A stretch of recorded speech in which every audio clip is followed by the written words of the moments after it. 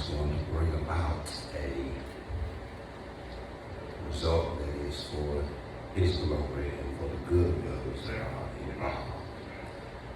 I do want to begin a new series of sermons. We dealt with the emotions of a Christian.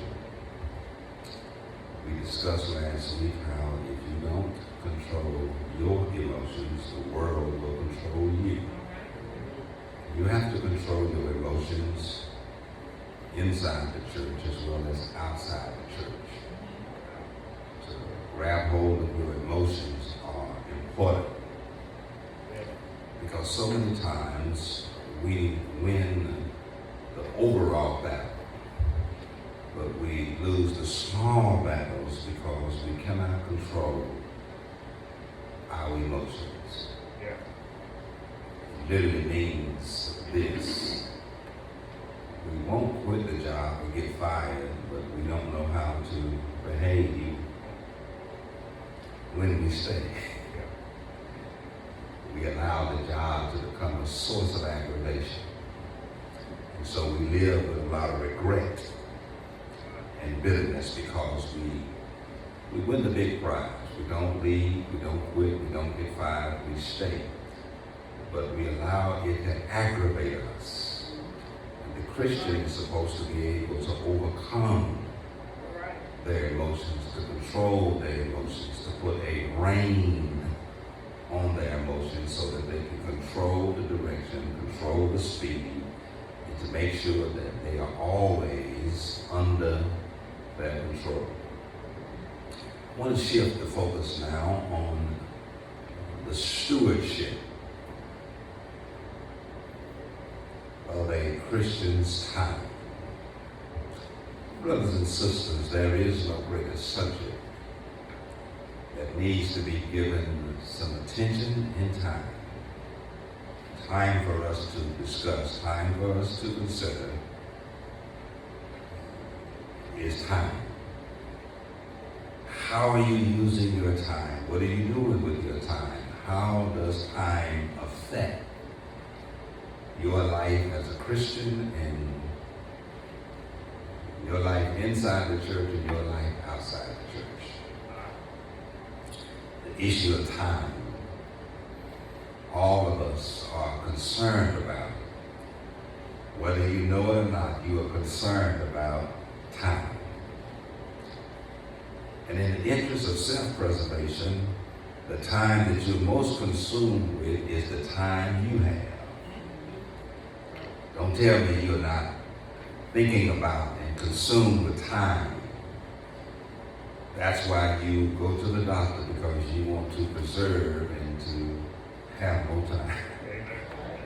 That's why you take your medicine, because you want to preserve and to extend time.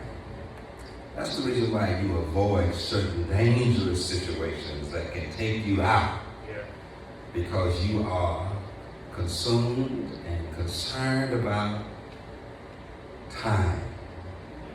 That's the reason why some folks are staying in and being overly cautious about corona, because they are trying to preserve time.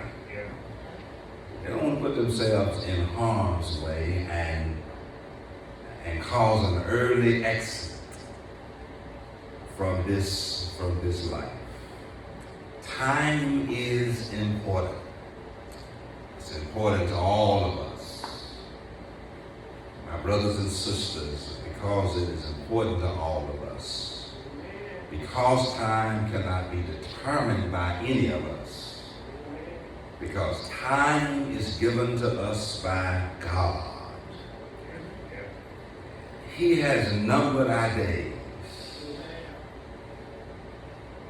told us that we are to redeem the times.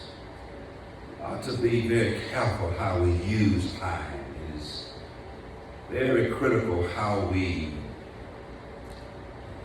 use our time. Because my brothers and sisters, none of us know when the end will be.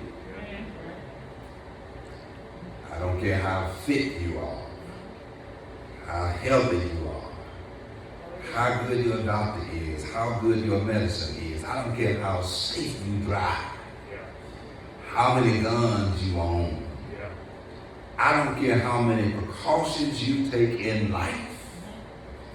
The best of everything cannot keep you here beyond your appointed time.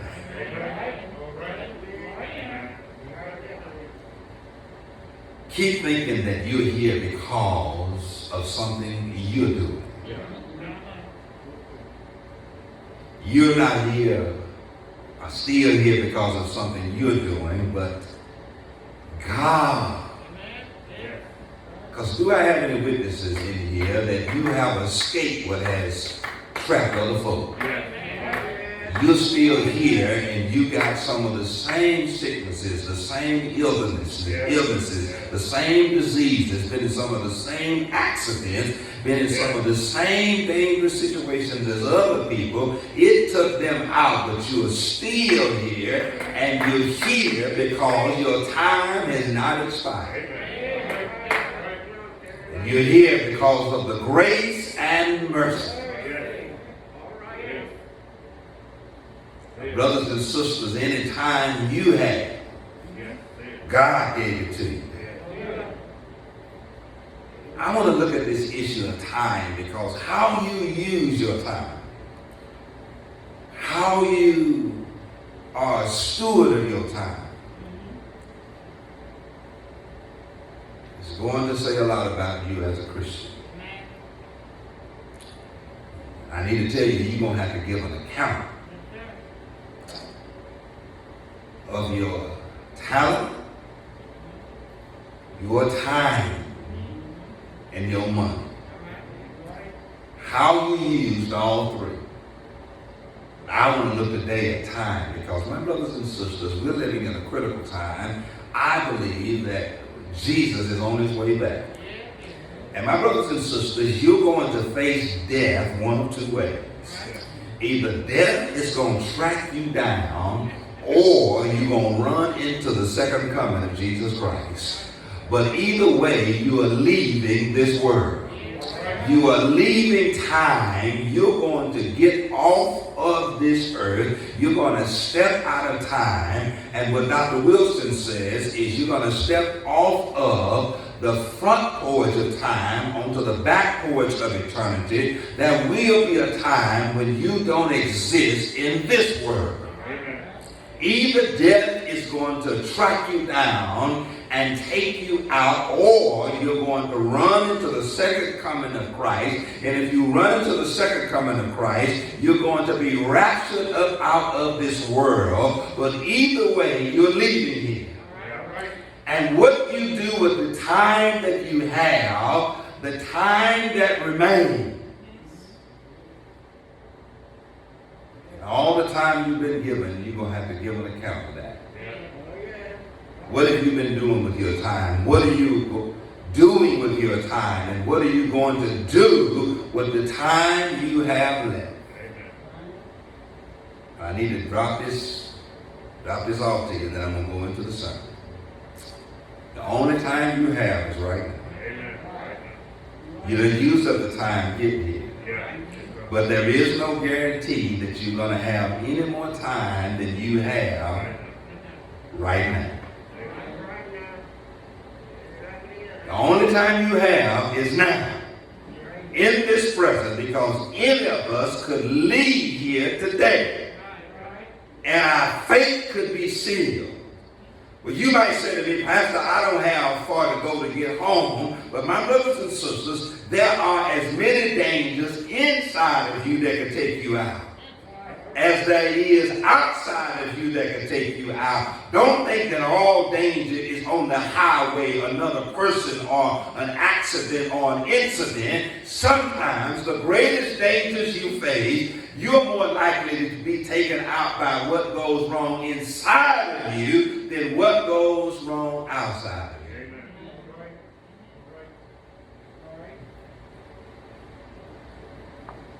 A Christian stewardship of their time. James has something to say about it. James is this Proverbs of the New Testament. The brother of Jesus, who became a believer after the resurrection. He was one of the leaders of the church at Jerusalem, mentioned in the book of Acts. Very practical book. James wasn't theologically complicated, didn't get into theologically high weeds. James just told it like it was. If you read his entire book, you don't have to try to wonder what James is saying. James is just straight to the point. James simply says, if you hear the word, you ought to do the word. James simply says that if you're a Christian, you ought to be able to control your tongue. James says some very simple things. James says pure religion, undefiled before God, can be categorized by two things: how you treat widows and how you treat orphans. And he mentions those two groups because neither one of them could predetermine that they were going to be widows or orphans. They are victims of circumstances. A widow cannot determine whether her husband is going to live or die. An orphan cannot determine whether they're going to be abandoned or not. And these are two groups that James says, how you treat these two groups, it can really be a test of true religion. If you don't know how to treat widows right and you don't know how to treat orphans right, James says your religion ain't worth 2 cents.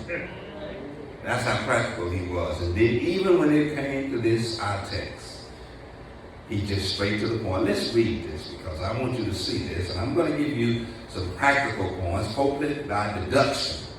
I'm just going to try to draw out some points in this text. And I've got to get this sermon under an hour. So y'all help me. Keep this sermon under an hour. But I want to give you just some practical points. I'll be trying by deduction to pull out the very critical points in our text. But this sermon is the first sermon in this series about your time, the stewardship of your time. You're going to have to give an account. And in this series, we're going to look at some people who didn't use their time very wisely. We're going to look at some people whose time ran out. We're going to look at some people who thought they had more time. Let's read this particular text and just look at what James says about our time. The theme of these verses is don't boast about tomorrow. Come now, you who say, today or tomorrow, we will go into such and such a city and spend a year there, buy and sell and make a profit. Whereas you do not know what will happen tomorrow. For what is your life? It is even a vapor that appears for a little time, and then it vanishes away. Instead, you ought to say, if the Lord wills, we shall live and do this or that. But now you boast in your arrogance, and all such boasting is evil or sin. You may be sin. My brothers and sisters, what a summary of putting things off, on waiting, or thinking that you have more time. I really don't want to spend too much time talking about it, but James is very simple. The whole theme of this particular pericope is boasting. Boasting is to brag. Boasting is to have an unfounded hope with an unrealistic expectation. It's really to think you got what you don't have. My brothers and sisters, there's a whole lot of folk who think they have time. Some of y'all are like me. You're part of the old church. These new songs, they very contemporary, got a good beat. But the old church could sing some stuff that had some theology and meaning to it. And I remember, Miss Moore, an old song in my old church that says, while the blood is running warm in your veins. Brothers and sisters, you better get busy while the blood is still running warm in your veins. Because you don't know how much time you have. You don't know when the end is going to be. God does not give you foresight or insight. That's why you got to always be ready. I want to lift up what these verses are about and give you some practical lessons. Because my brothers and sisters, you're going to have to give an account of your stewardship of your time. If I had time, I'd explain to you that God don't ask for a lot of time. He just asks for some of your time. Especially when it comes to you coming to church. We're not under the law of Moses, but in the law of Moses, it is to remember the Sabbath day. All God was asking for was one day out of 7 to be given to him, to be devoted to him. And really, God asked that one day out of 7 on the Sabbath day in the Jewish tradition, under the law of Moses, he commanded them to give the Sabbath to him and to preserve the Sabbath for them. Because the Sabbath was a day of worship and rest. He really said 6 days you can labor. 6 days you can work. 6 days you can put your time to doing what you need to do to preserve your existence, to provide for your needs, to promote your recreation and interests. But one day is to be preserved for me and for you as a day of rest and worship. Now, brothers and sisters, God don't ask much of us. All of us have 365 days in a year. 12 months in that year. 29 to 31 days in each month. 7 days in a week. 24 hours in a day. And it behooves you to consider that nobody else has more time than you. In a year, in a month, even in a day. It amazes me when people say, I don't have time. It amazes me when people say, I'm too busy.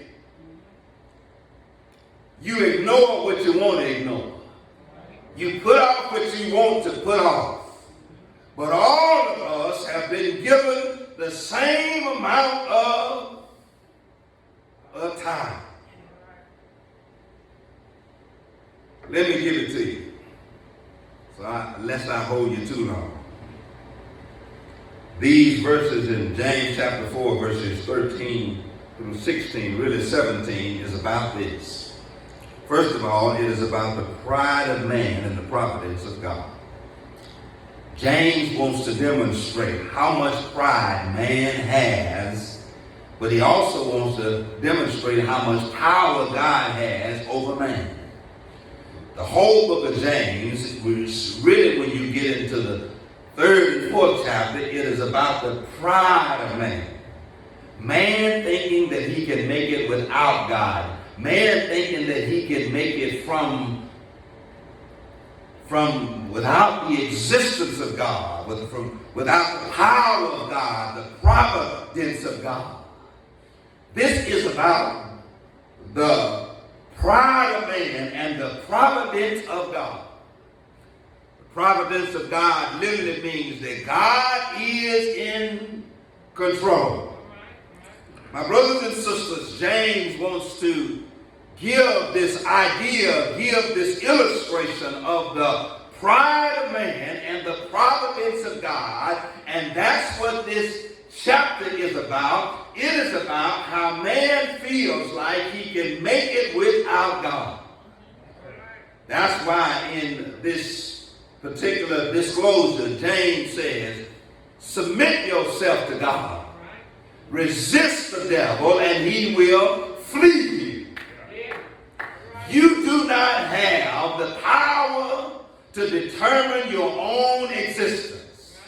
I don't care how much pride you have, how self-reliant you are, how independent you think you are, you need God in order to make it. And these verses are about the pride of man and the providence of God.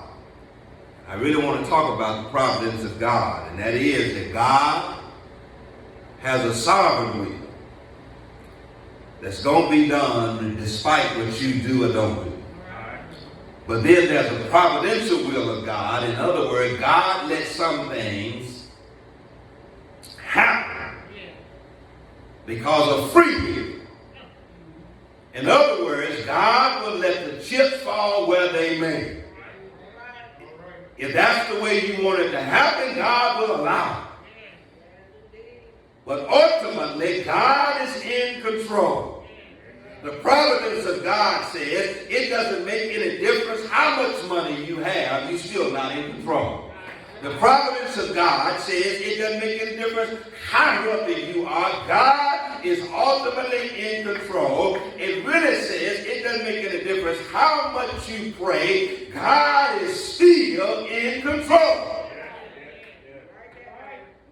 If God decides not to move his hand, the hand of God won't be moved. I don't care how much you desire, how much you pray, how much you fast, how much you plead, how much you beg, the providential will of God has the final say. I don't have time to explain this to you, but let me pull this in. Paul prayed 3 times that a fleshly thorn be removed, but the providence of God said no.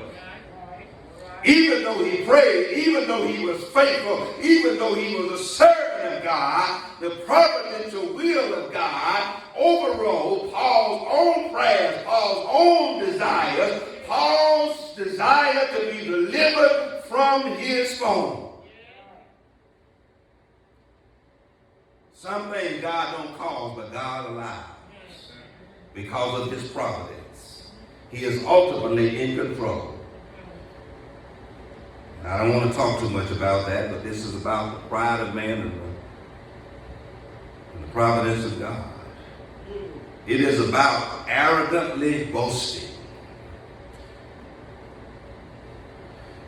I don't really have time to explain that to you either. But you can start feeling yourself.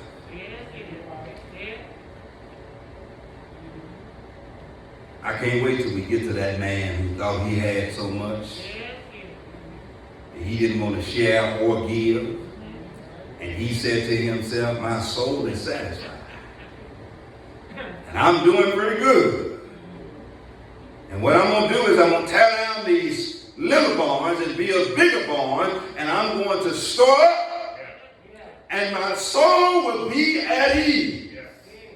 And that's what it's called, boastfully arrogance. Thinking that because of what you got, what you had, you done got control of things. It's about, because in our text, the person that James is discussing was making plans about what he was going to do. what he had planned to do, what he was going to set out to do. He hadn't done it yet. But he thought that tomorrow was guaranteed, so he was making plans in the present for tomorrow. And he was boastfully, arrogantly boasting about what he was going to do, what he had planned, his plans in the future. But James says he really needs to understand he can only control the now.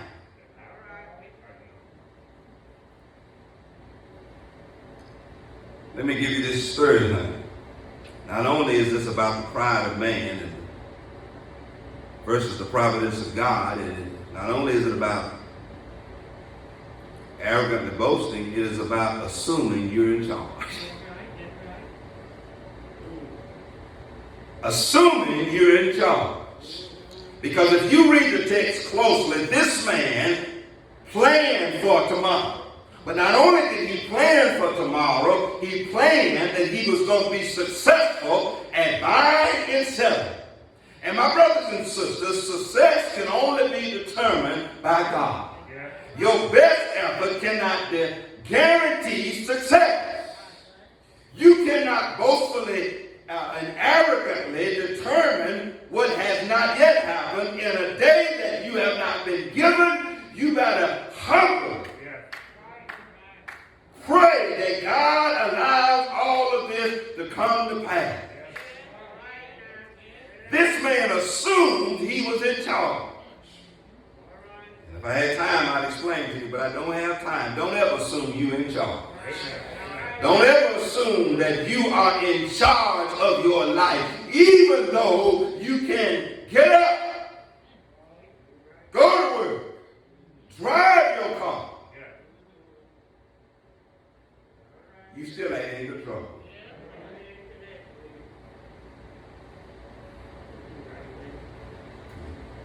Don't assume that you are in charge.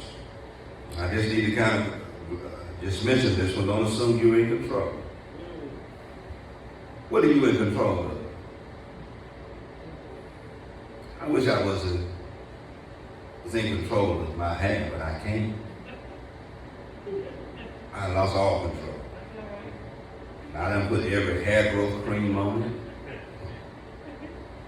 Now I'm considering getting a head tattoo to make it look like I got hair, to try to gain back some control.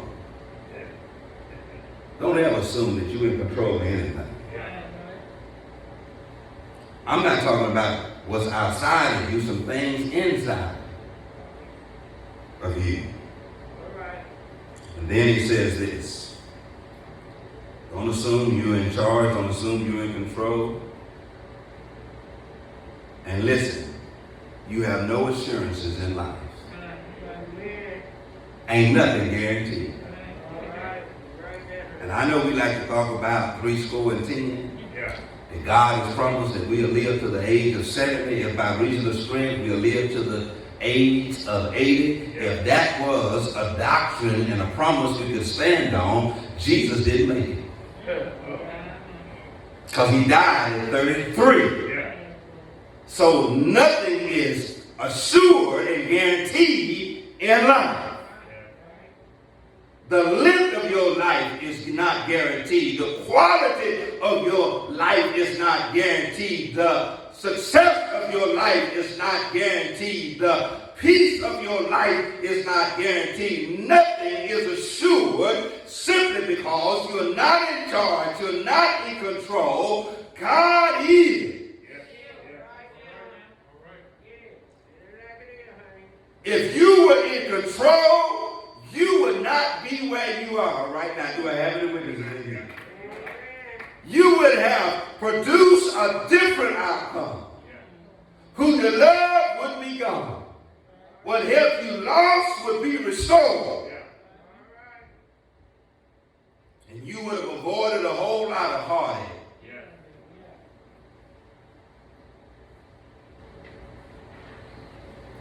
Let me give you these 4 principles I want to teach you that you need to take away from this issue of the stewardship of your time. They are all right here. I'm really trying to preach by deduction to make them short for you. But my brothers and sisters, God always wins because of his providence. Despite your pride. You can arrogantly boast about a whole lot of things, but you can't arrogantly boast about what you're going to do and how successful you're going to be. And don't assume you're in charge. Don't assume you're in control. And there are no assurances in life. And let me give you these 4 things. First of all, life is fragile. And I'm going to explain this to you. Life is fragile. James compares it to a vapor. Not even water, but the residue from water. A lot of us know something about how frail and the fragilities of life because we experience things in this body. Trauma, sickness, illness, pain, physical pain. How frail the human body is. Now listen, there's a gas station in Tupelo. It's on the corner of Cody Road and Main Street. And it cooks the best bacon in town. Okay.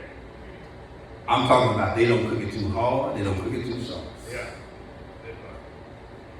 But used to, every morning I would go there and get me 2 fried eggs and bacon. Because the girl somehow or another was appreciative of me showing up every day. She'd always, I wouldn't buy but 4 pieces, but she put about 16 pieces in on my plate. And I didn't have enough sense to eat the 4 that I ordered, but I would eat all 16. And when I ate the bacon, it showed me just how fragile life is. Because that bacon would literally elevate my blood pressure. Cause me to have a headache and feel faint. Now, my brothers and sisters, I'm telling you how fragile life is, that a small strip of bacon can put my life at jeopardy. Not a train, not a semi, not a gun, but a small piece of, you'll get it on the way home. That your life can be affected, it can be cut short, it can be changed simply by what you put in your body. You are a fragile human being, and listen, the smallest thing that you can't even see can take you out.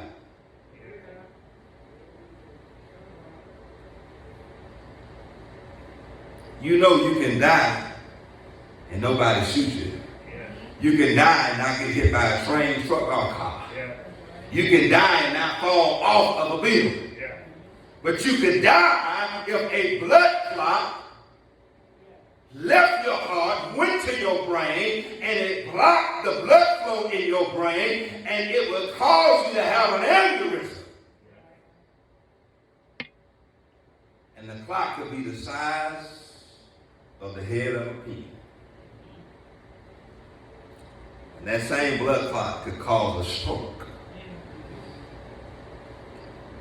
And we don't want to even talk about eating too much sugar.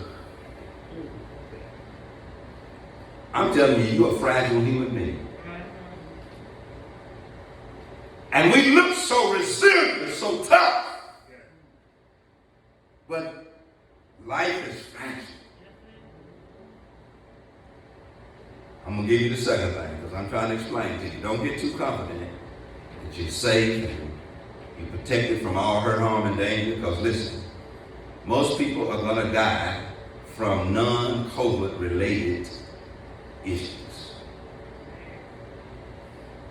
Let me give you the second thing. Life is short. He compares it to a vapor, but he says a vapor is only here and then it's gone. And I don't care if you live to be Miss Jefferson and be 90. Life is still short. Because nobody who dies think they are ready in this time. Do I have any witnesses in here? Your life is short. And really what makes life short is you don't know when death is coming. And you got to live every day like it's your last day. You can't afford to keep putting stuff off, pushing stuff back, thinking you got it, because you don't have time.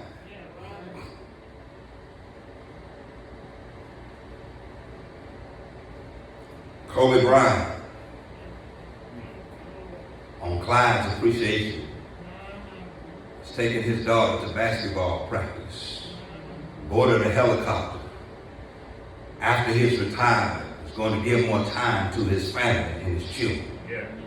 Started a foundation called the Black Mamba Foundation. In the prime of his life, with money, a wife, and children, and success.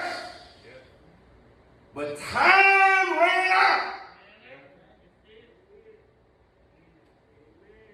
You don't have time on your side. And listen, when you think you got time, it's probably when you don't have time.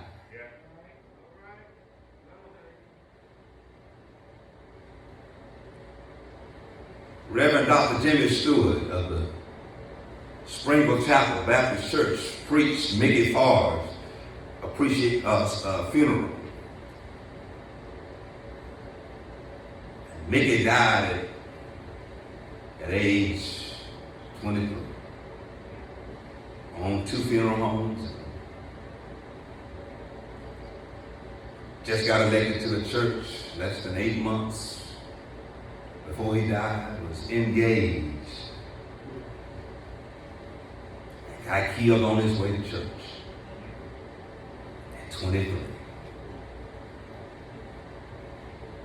Jimmy Stewart at his funeral got up and preached. And boy, did he preach. And you know what his subject was? On a short mission. And my brothers and sisters, you might be on a short mission. You might not have the time. Sometimes God will compact your success. But life can be cut short, especially at the peak of your success, when everything starts moving in a direction where you feel comfortable, where you become at ease. Listen, you don't have time. Life is short.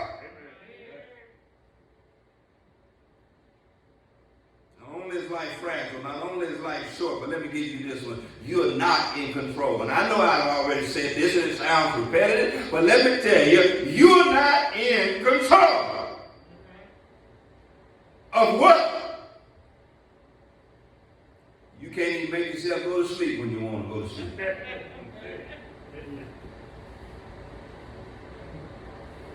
Do I have any witnesses in here? Listen, I know I just knocked on everybody's door in here. Because everybody in here done had some sleepless nights. When you intended to go to bed, you had your bedclothes on, you turned the TV off, you turned the air conditioner on, you got up under your very comfortable covers, on your very comfortable mattress, and you wanted to doze off to get some sleep, but you couldn't control that.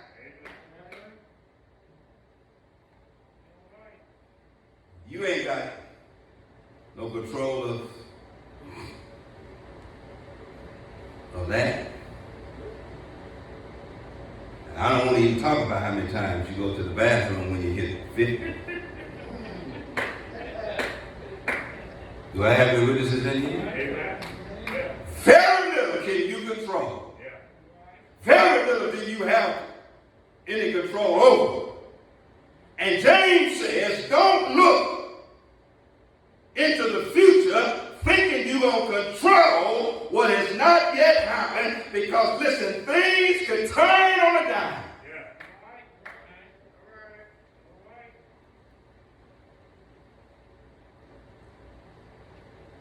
The urgency of preaching such a message as this is so critical. Because we think we got so much control. You know, I don't like to be too political, but the Democrats and Republicans think that if you go out to the polls and vote for their candidate, that you're going to be able to control the future of America. That could no more be wrong. God controls the future. And whether you get Biden or Trump in, it ain't going to determine whether America's going to be safe. God is. Both of their powers are limited because God is the one who is ultimately in control. He controls the whole world. He is ultimately in control. Not the Supreme Court, not the Republicans, not the Democrats, not Biden, not Trump. It is God.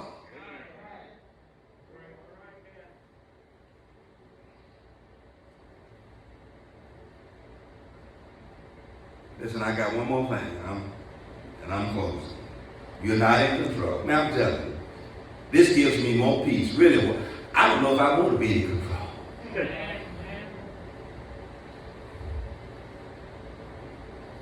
Is there anybody else in here besides me that's glad God got you where you are without your input? Because you never would have thought you'd be where you are. Have what you have. God brought you through some things, and he kept some things hidden from you. He kept some things in the dark, and he didn't keep you in the dark to hurt you, but to help you. And he helped you by keeping things from you. And he brought you to where you are because you did not control, he did.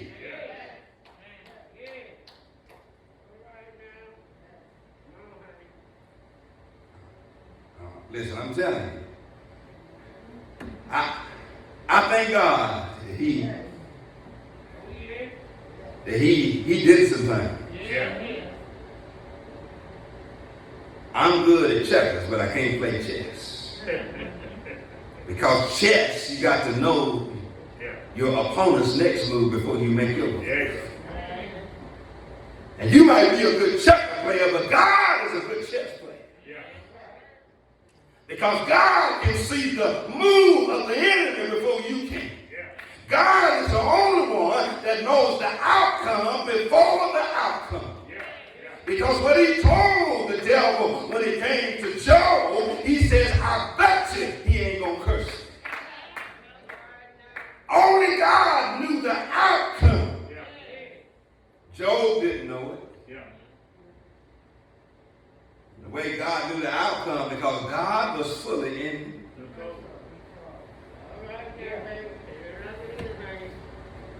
What was God in control of in the life of Job? He was in control of Job. He was in control of God's circumstance, Job's circumstance. But let me tell you what he was in control of that none of us are in control of. He was in control of the one who said, take the hedge from around. And listen, I don't mind serving anybody who can control the devil. Amen. Because you can't control him. God is in control. Last thing I want to tell you, and I'm closing. The Lord makes the final decision. And God determines the final outcome. I really wish I had time to explain this to you. God makes the final decision. Where is that at in the text? He says, you better say, if the Lord will.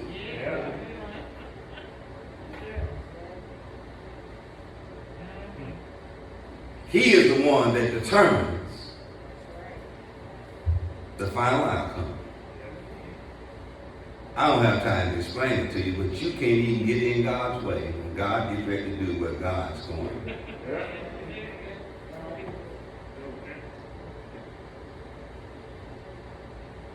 You can't even mess up God's plans. Because I told you about the providential will of God, but there's a sovereign will of God that God is going to ultimately get his way. You can't get in God's way. You can't prevent God. You can't stop God. God is an unstoppable force. And God determines the final outcome. And God makes the final decision.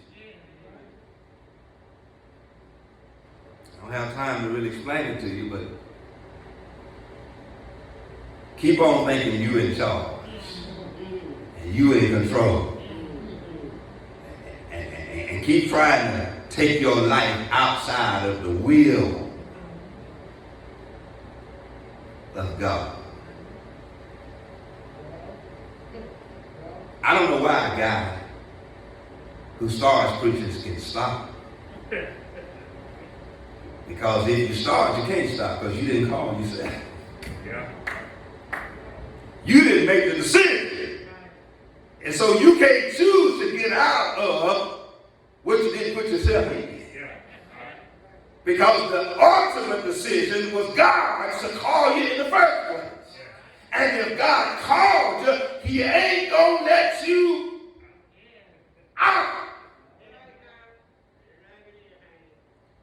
Jonah, come in. Jonah, go to Nineveh. That's my will for you. That's my plan for you. And that's your purpose in life. Jonah, nah, I ain't going down there. Them people ain't right. And those people deserve to be judged by your anger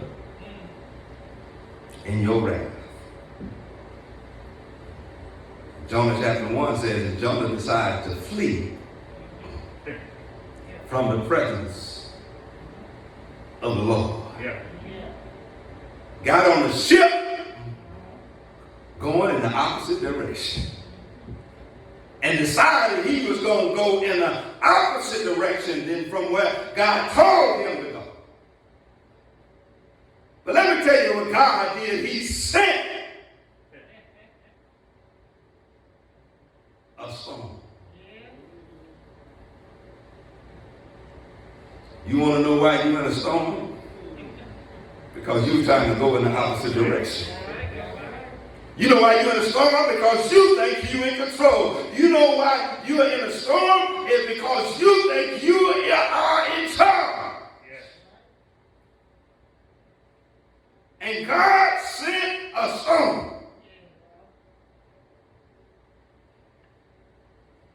And then God got him out of the storm, but when he got him out of the storm, he had a fish prepared for him.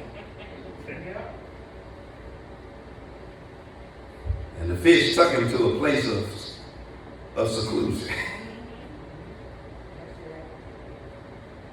And put him on a beach so he could reconsider that he didn't call himself. Yeah. That he couldn't make any changes to God's plans. He could not change what God had willed, that he was not in control. And he ended up in Nineveh because God makes the final decision.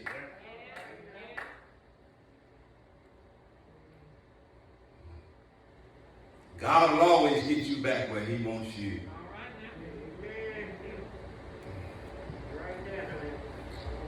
I really wish I had time to explain to you. You can't get out of God's will and expect God's blessings. You can't get outside of God's will and expect God's power. You can't get outside of God's will and expect God's protection. James says God makes the final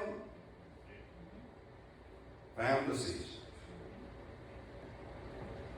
Now I can, draw some conclusion to this message to tell you the reason why you might be having a hard time because you're trying to be in charge. You're trying to be in control. Can I give you some really good advice? And I promise you, I'm going to give you some really good advice. If you really understand that God has the final decision, God is in control, God is in charge, two things don't you ever say. If you understand that God is in control, He has a sovereign will and a providential will. Two things you don't ever say what you ain't going to do. Because your ain't might turn into what God wants you to do. What God has willed you to do and purposed you to do. Don't ever say what you ain't going to do. Because when you say what you ain't going to do, that gives the idea that you are in charge, you are in control. Don't ever say ain't, but you ain't going to do. Give me a second one. Don't ever say never. Because God can challenge both of them declarations. And they're really declarations of defiance. They're declarations of independence. They're declarations of self-reliance. That you can make it, you can do it, that you're in charge, you're in control, but God is in control. You're powerless. Listen, I'm living proof of talking about what I ain't going to do. A lot of things I said I ain't going to do, I find myself doing this. A lot of things I said I'm never going to put up with, I find myself putting up with it.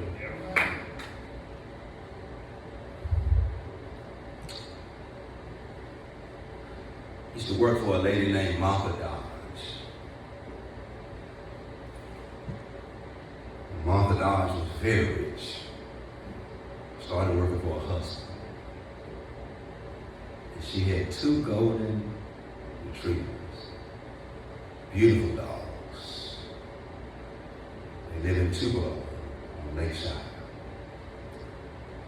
They had this very wooded and forested property. Just a lot of woods, trees, and a lot of acreage. And it was just impractical to put up a fence, to keep these 2 dogs on their property. Just an impractical thing to put a fence up all the way around the property because they owned about 27 lots. And their house was in the middle of all of these lots. Just an impractical thing to build a fence to keep the dogs on the property. And when I first started working for her, I was amazed that the dogs never left the property. Wasn't no fence, wasn't no barriers to keep them on the property, but I noticed they would run away from the house, but they would only go so far. They would be so excited when they would see a dog on the border of the property. They would run, but they would stop. The fence wouldn't stop them. A barbed wire fence didn't stop them. A chain link fence didn't stop them. A wooden fence would, but they would always stop and go only so far. I was fascinated by it. And I worked with a guy named Doug. And I said to Doug, because Doug had worked with the company and worked for the Dodgers longer than I have. And I said, man, why is it that them dogs never leave the property? And when they see another dog, they bark and they only go so far. And Doug said, because they have an invisible collar. And around the house, there is an invisible fence. You can't see that Miss Dodge is controlling them, but you can't see the fence. collar is on them. And they are controlled by what's going on in her house.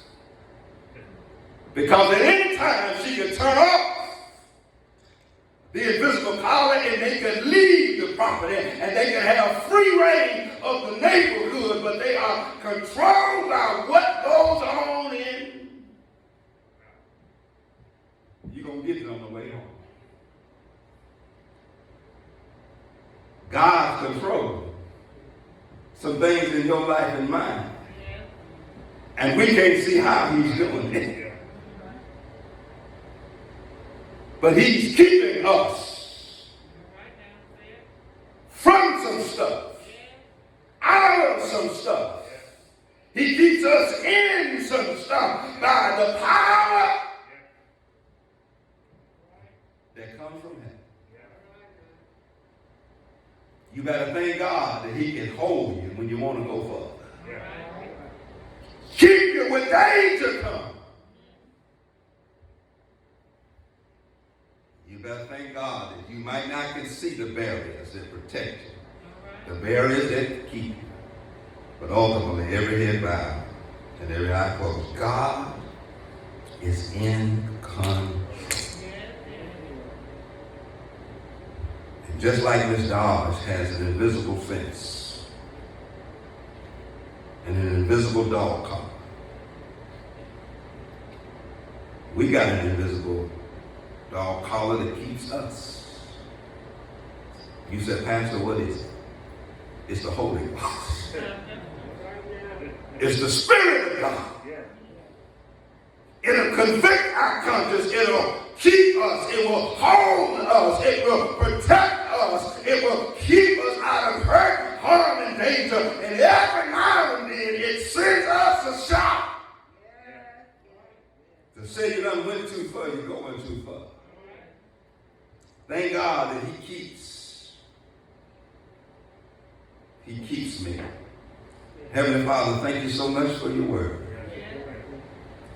And we know that the only time we have is right now.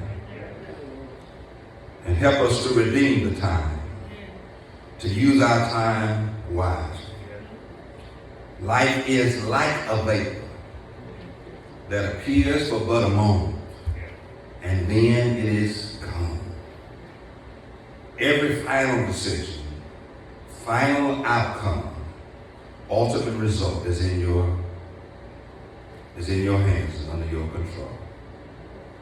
Help us to be faithful. It is in Jesus' name I pray. Amen. And amen. I am going to trust in the